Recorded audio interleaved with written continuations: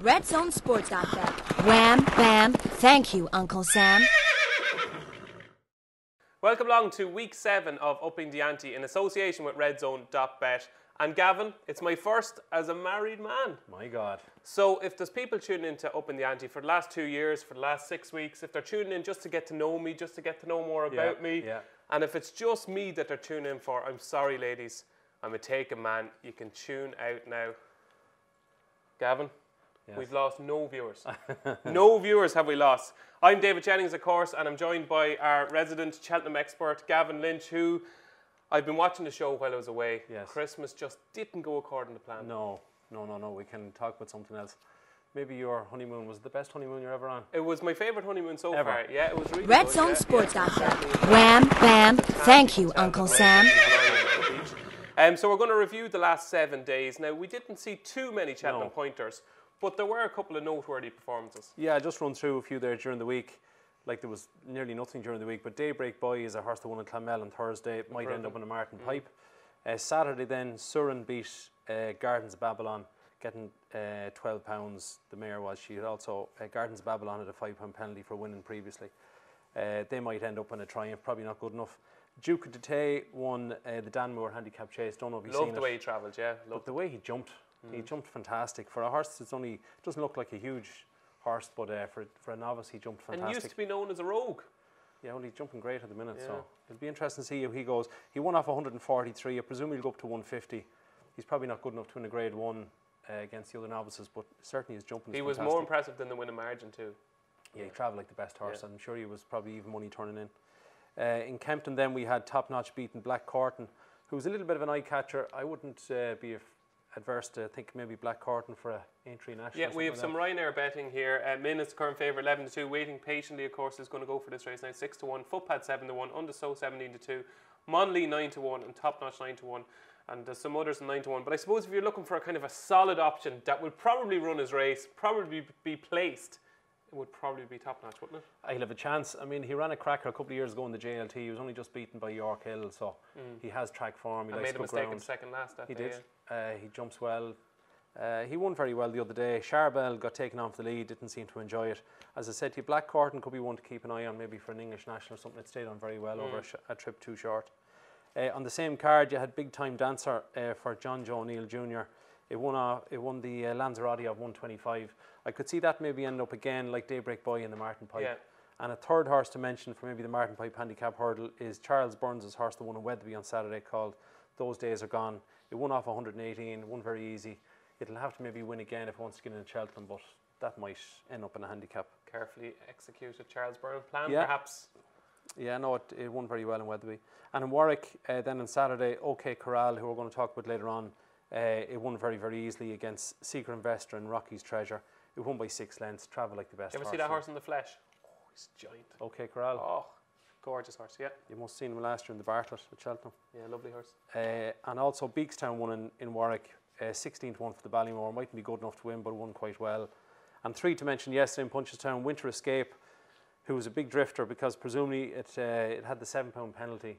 It was given a Plutard £14. A very good performance. That might end up in a JLT, but JP has 2 or 3 in that maybe, so we'll see. Felix Deji was quite impressive in the Moscow Flyer, the Grade 2 over 2 mile, won by 5 lengths from Jatez. Could he win a Supreme? I don't think so. He's a bit of a character, we'll say. The change of tactics where he leads now seems to make a big difference to him. He loves being in front. He's like a race bully. He just goes to the front and tanks along. So he won quite well. And one other horse to mention yesterday was Vision Denure. It only won a maiden hurdle. It beat Elixir Danae, but it was quite impressive. They love him in the yard. That's going to be a nice horse, yeah. Yeah, they really mightn't be good enough to win at Cheltenham, but he's a very nice horse. Yeah, he certainly is. That's last week. Of course, this weekend we have got the return of the best horse in training at the moment, Altior, Gavin. Yeah, I don't think he's officially, but yeah, he's my favourite. And how is your campaign going to get him up to 180? 180, yeah. I've started writing letters, yeah, so we'll see how that goes. What do you think? Yeah, I just think when you go through all his form stacks up, his performances stack up, he's just in a different league to anything out there at the minute. I think he'd win the Ryanair. He probably would potentially win a Gold Cup if he ran it. So I think possibly, yeah, he'd definitely win the Ryanair, all right. But only 4 runners in the Clarence House chase at the 5-day stage. And Gavin, you've got the 1, 2, 3, 4. Yeah, just in reverse order to the bet in 4, 3, 2, 1. Yeah, sure. Undersow will be second. Yeah. Fox Norton will be third. So. And Diego de Charmille fourth. Yeah, a bit of a disappointing turnout. We've got a couple of races in Haydock. My beloved Brain Power runs in what is now called the new one, Unibet Hurdle. So a race called after the new one. Very good. Yeah, that's fair. There's a new one for you. And Brain Power runs in that. And you've also got the Peter Marsh Chase, which Bristol the Might won a couple of years ago, which looks quite open. These weekends leading up to Cheltenham, I suppose we're gearing up for the Dublin Racing Festival, really, aren't we? As somebody was saying earlier, that the weekends in between are probably a bit quiet as a result because they're putting them all together, you know. So but yeah, it's only 2.5 weeks away, we'll say. Now, Gavin, I love nothing more than to see you frustrated. Yes. One of my favourite things in life, to see you scratching your hair, pulling it out. Yeah. And so for that reason, we're going to talk about the Novice Hurdles at the 2019 Cheltenham Festival. So we're going to start off with the Supreme, and the favourite at the moment is Angel's Breath at 11-2. Yes. Vision Denair, who won a Punchestown Maiden Hurdle yesterday, is second favourite at the moment. Araman 12-1, Al Dancer 12-1, Elixir de Nuts is 12-1, 14-1 Bar. Of course, we've just found out that Quick Grabham has suffered a stress fracture and is out of the Supreme Novice Hurdle, which lessens Willie Mullen's hand even further. Gavin, how do you make head or tail of this? I don't know. You can say the same about all the Novice Hurdles this year. It's just a strange Cheltenham. Very strange, yeah. There's nothing jumping off the page. Even the Novice Chases aren't much different. They're a little bit better, a bit clearer, but the Novice Hurdles, I don't know where you'd start. I don't know. Now, I know you're probably not going to answer this, but if I was to give you a score to put on anything in the Supreme, what would you put on? I'd give it to charity. I just wouldn't bother. Angel's Breath was quite impressive. Yeah, it's grand. Only, grand, but not. It won a point to point. It's won an Ascot. It's fine. Araman was impressive at Christmas, but up to that, you wouldn't have gave it a chance in the Supreme. It beat Amir the last day. I don't know. I think I'd forget about it for a month. Okay, so that goes to charity. The Ballymore Novice Hurdle. The only thing about the Ballymore is we've got two kind of proven performers now. We've got two Grade 1 winners at the top of the market in Champ and Battle Over Diane. Yes. Two horses that look like they could go right to the top, both over hurdles and over fences in time. Who would your preference be between these two? I'd pick Champ. Simply that the form of Battle Over Diane and Ace, I don't think it was up to much. Willie's two horses ran terrible on the day. The second, third and fourth are grand horses. You'd love to own them, but I'd pick Champ winning the last day to be better for in the Battle Over Diane. Yeah, I'd pick Champ as well. He in many ways, the way he travels through his race reminds me of My 10 to Yours, but the substance to his finishing effort, I thought he was more impressive in the Challow than the winning margin suggested. So at least, okay, we've got some little bit of substance here, and we've some little bit of clarity. We're both going for Champ. Solid favourite. We think he's better than the second favourite. I haven't backed him and I won't back him, but not yet anyway. Yeah, you wouldn't be donating this to charity. No. You'd be putting the score on Champ. I would. Okay, so there's a score on Champ for Gavin. Lynch, moving on to the Albert Bartlett Novices Hurdle. And if you think the last two are head scratchers, you'll have no hair left, Gavin. Yeah, I'd say... Now, this won't run, so this definitely won't run this race. Gordon is one of these men, if he says a horse is going for a specific race, unless something untoward happens, that will happen. So Battle Over Diane is going to go for the Ballymore. Beakstown won at Warwick at the weekend. He's grand. Rock Point was well beaten at Warwick at the weekend. It's 14-1. Carefully selected 16-1. Darren Ross 16-1. 18-1 Bar. Any light to be shed on this whatsoever? No, if I gave you 10 horses, you wouldn't pick the winner of it. Okay, so charity is doing well charity today. Again, yeah. Another St Vincent de Paul, another 20 euros to St Vincent de Paul. And moving on to the Triumph Hurdle, just to make matters even worse. Is there any performance so far from the juveniles that's impressed you? Sir Eric was a very good flat horse. Sir Eric was good. He only won by, a head or neck at Leopardstown at Christmas. Tiger Tap, yeah. The horse that won in Chepstow at Christmas, the one that you'd mentioned before, I can't think the name. Paul Nichols? Yeah. Yeah, I should know it. I know. It'll come to me. It'll come to me. He's very tenacious. I thought of it. It's Quell Destin. Yeah.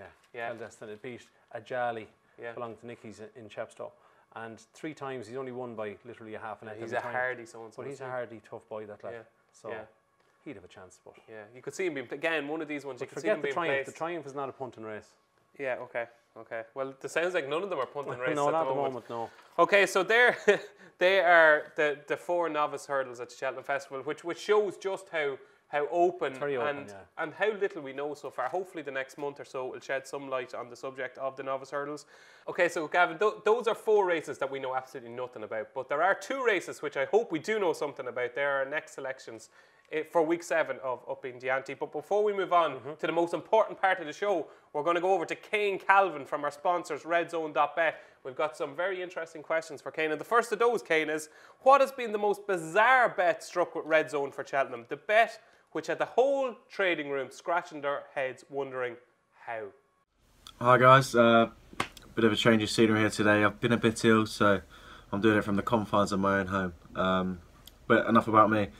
The most bizarre bet we have laid, to be honest, we've only really laid normal bets really. I was having a look today, you see the accumulators, your champion race stuff, your bet boosts, all that we've done there. I couldn't really find anything that made me scratch my head really, and I'm quite glad that we haven't. It would put me on edge a little bit if we did. It would probably suggest that maybe we've missed out on a bit of information somewhere. Maybe a horse is running where we didn't really give it a chance of running there. But so yeah, I mean, at the same time, I wish I could give you a better story, but at the same time, I'm happy that we haven't laid anything that makes me scratch my head and go, why have they done that? All right, Kane, that's fair enough. No bizarre bet struck with RedZone.bet. I would thought them, Boover there for the Stayers Hurdle, something ridiculous like that, or maybe Sam Crow for the champion. Or even Sam Crow for the champion hurdle. That would certainly be bizarre. And your second question, Kane, is we want you to try and predict the SP at the Cheltenham Festival for Bouverdaire, Altior, Penhill and Presenting Percy. Kane, you tell us what price those horses are going to go off. Right, so Bouverdaire, he was 4 to 6 when he won last year. He's currently 11 to 8 of us. I suspect he'll probably go off around between those two prices really. Probably around the even money mark, but I mean it's very dependent on whether Lorena runs in that race or not. Moving on to Altior, he was evens last year, but that was an interrupted prep and probably against a stronger field than what he's facing this year. He's currently 4 to 9 with us. I mean, assuming his prep race goes smoothly, I reckon he'll get back to you, and I envision a lot of support for him.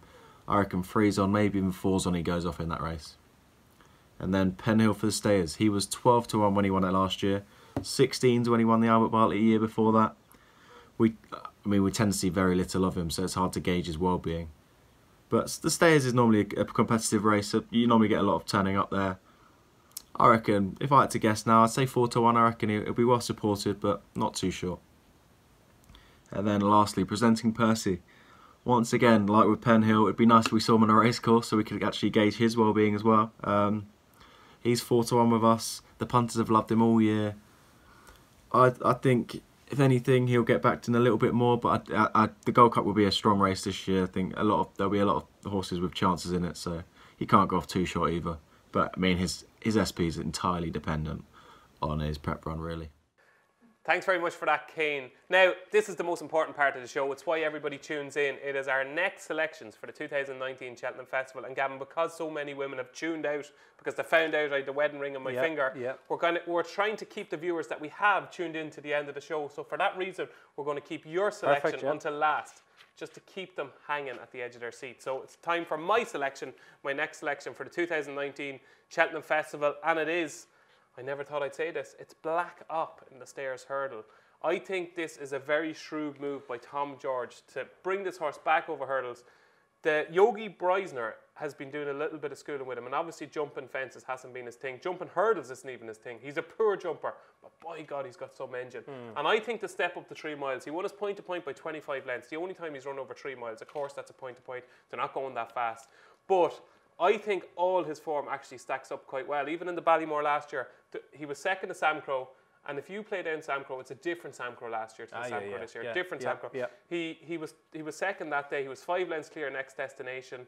And decent horse in behind the likes of Duke to Geneva and so on. Then he went to Aintree and he really dug deep to beat Lost in Translation in the 2.5 mile grade 1 at Aintree.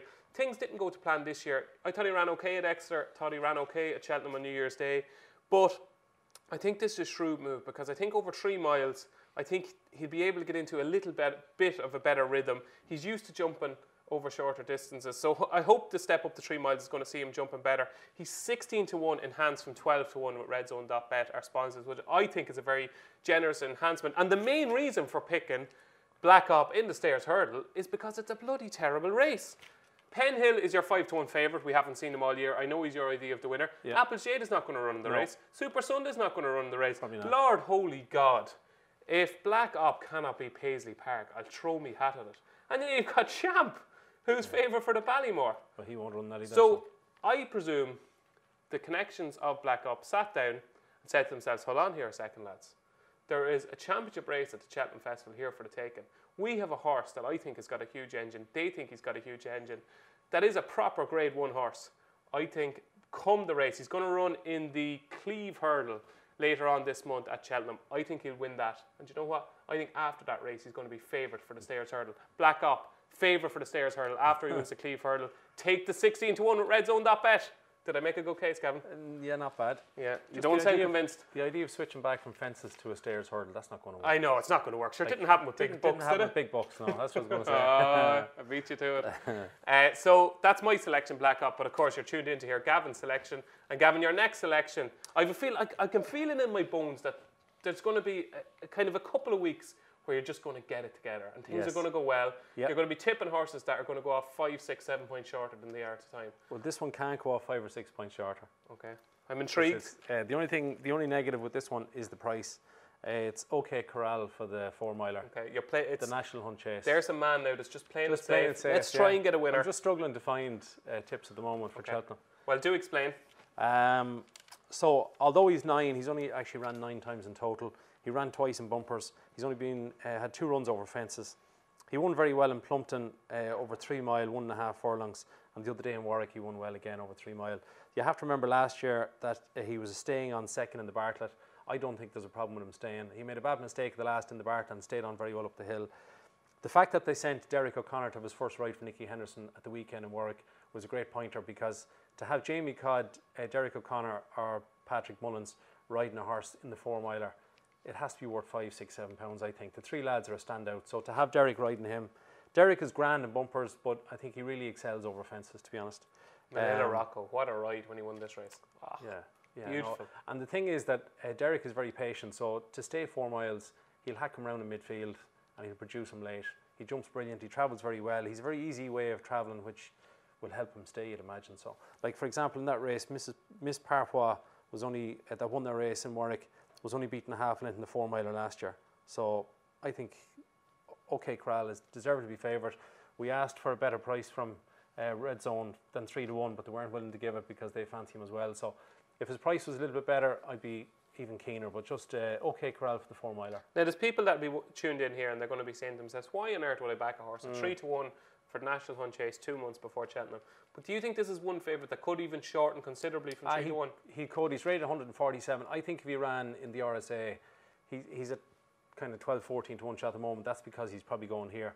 But if he showed up on the RSA, he's a 6 or 7 to 1 shot. Like he's a proper horse. So at the moment, you can't really see too many top quality horses running in the 4-miler. I could see him going off 2 to 1 on the day. Yeah, and the positive is, unlike so many other horses that are in markets for other races, Nicky Henderson has said he definitely goes for the race. Derek O'Connor has gone over to Warwick to ride him, so the clues are there. Yeah, the chances are, it's 90% sure I'd say that he's going for the 4-miler. So he's a top quality horse, and the 4-miler doesn't always end up a top quality race. So I think he should win. Yeah. Okay, so he should win. There you go. That's OK Corral, Gavin Lynch's latest fancy in Up in the Ante. We're on to week 7 now, Gavin. And Gavin, the results over Christmas have been tough. Your confidence is just low at the moment. Yeah. But Gavin did tell me before the show that he was hemming and hawing between OK Corral and one other horse that he really wanted to put up at a much bigger price. But he said, no, I'm going to wait. I'm going to play it safe, and I'm going to wait until week 8 to put up the horse, which is a much bigger price. Don't say anything. I won't. We're going to keep that for next week, though.